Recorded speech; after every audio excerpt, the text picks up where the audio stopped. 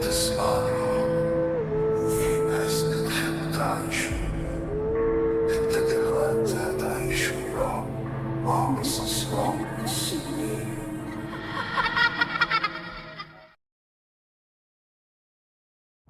أنا اسمي أيمن، عندي 32 سنة، بشتغل موظف في شركة تأمين في وسط البلد، وبرجع كل يوم من الشغل متأخر شوية بسبب الزحمة.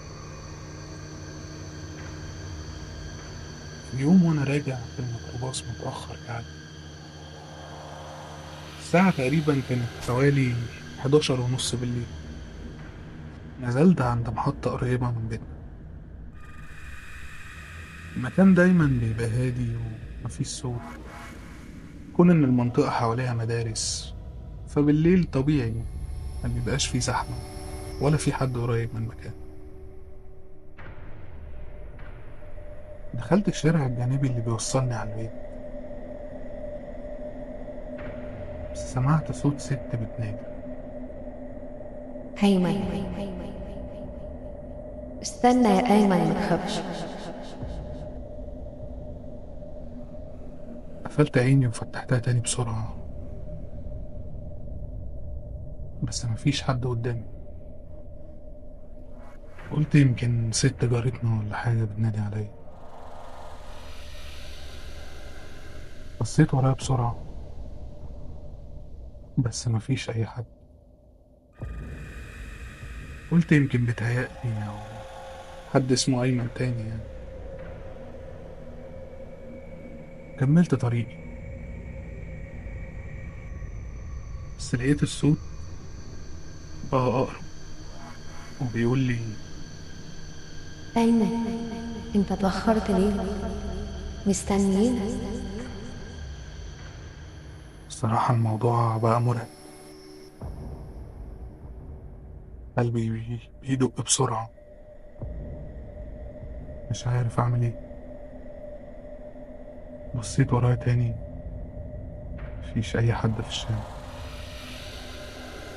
قلت يمكن عيال صغيرة، بس عيال صغيرة هتعرف اسمي منين؟ فضلت ماشي بسرعة وبمد، بس قبل ما أوصل البيت لقيت طفلة صغيرة واقفة قدامي، لابسة فستان أبيض وبصة ليا، بس ملامحها مش واضحة. قربت مني وقالت لي بصوت كأنها بتهمس. مش كنت بتحب تلعب معايا وأنت صغير؟ نسيتني؟ أنا اتشليت مكاني، قلت لها أنا كنت بلعب معاكي؟ إمتى وفين؟ قالت لي. بتلعب معايا هناك. بصيت ورايا، ما لقيتش حاجة. داير وشي تاني عشان أكلمها، ما لقيتهاش. فتحت باب العمارة وطلعت،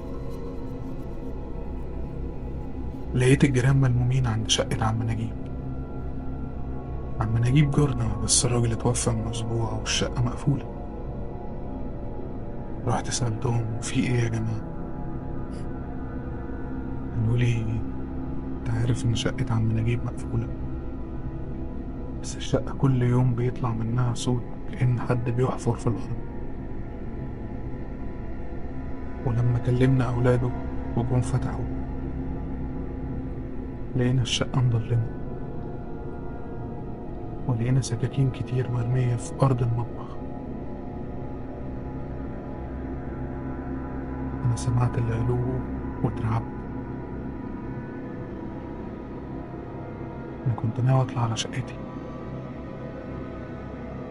بس رجلي خدتني ناحية شقة عم نجيب.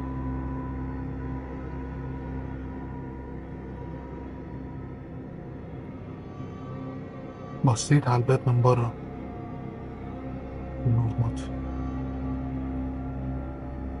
معرفش ايه اللي خلاني اخبط، واول ما خبطت الباب اتفتح.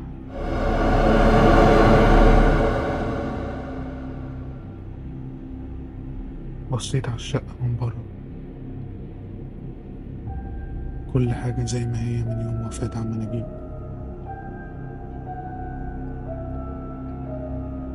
لحد ما لقيت مكتوب لحد ما بصيت على الحيطة لقيت مكتوب: الراحلون قادمون. ما فهمتش وقفلت الباب زي ما كان، وطلعت أجري على شقتي. دخلت وغيرت هدومي واتعشيت. قعدت شوية أتفرج على فيلم. فجأة حسيت بهمسات جنب وداني، كأن ناس كتير حواليا عمالة بتتكلم. ما فهمتش فيه ايه بالظبط. قمت عشان أغسل أسناني وأخش أنام. أول ما فتحت باب الحمام لقيت الطفلة في وشي. بصيت لها، ما فهمتش انتي ايه. الطفلة كانت بتبتسم ابتسامة مرعبة.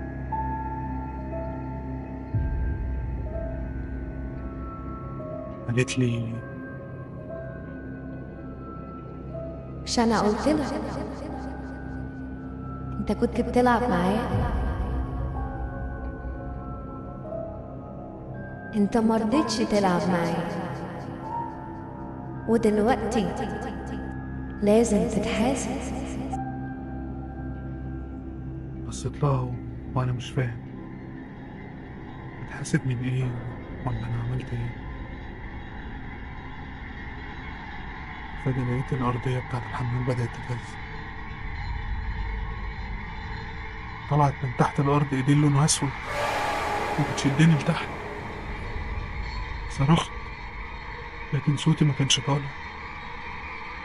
آخر حاجة شفتها قبل ما الدنيا ما تسود كان وش الطفلة، بس المرة دي كانت عينيها بتنزف دم، شعرها كان بيولع نور.